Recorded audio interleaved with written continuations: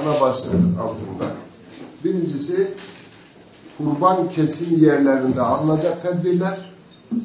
İkincisi, kurban satış yerlerinde alınacak tedbirler. Üçüncüsü, hijyenik ortamların nasıl sağlanacağı hususunda çevre kirliliği ve atıkların nasıl önleneceği, kesim esnasında yaralanmalara karşı alınacak önlemler, halkın bilinçlendirilmesi ve gerekli duyuruların yapılması ile alakalı çalışmalar. Anlık olarak alınacak olan hayvanların fiziki yerinden, ayıplardan, kusurlardan, kusur sayılabilecek eksikliklerden arındırılmış olması lazım. Hasta olmaması lazım.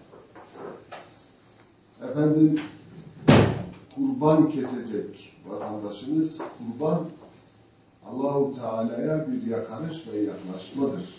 Zaten kurban kurbiyetten geliyor.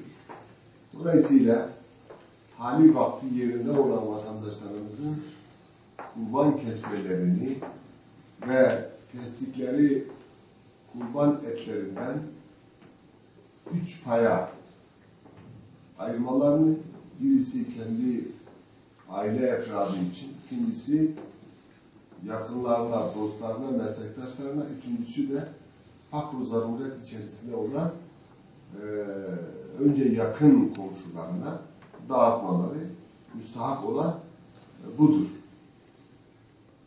Tabii koyunun 1 yaşını doldurması lazım.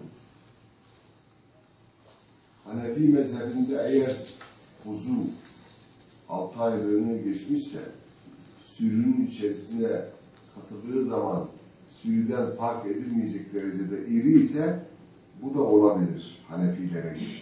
Ama Şafilerde mutlaka 1 yaşını doldurması lazım. Şafilerde yine keçinin de 2 yaşını doldurması lazım. Hanefilerde 1 yaş yetiyor.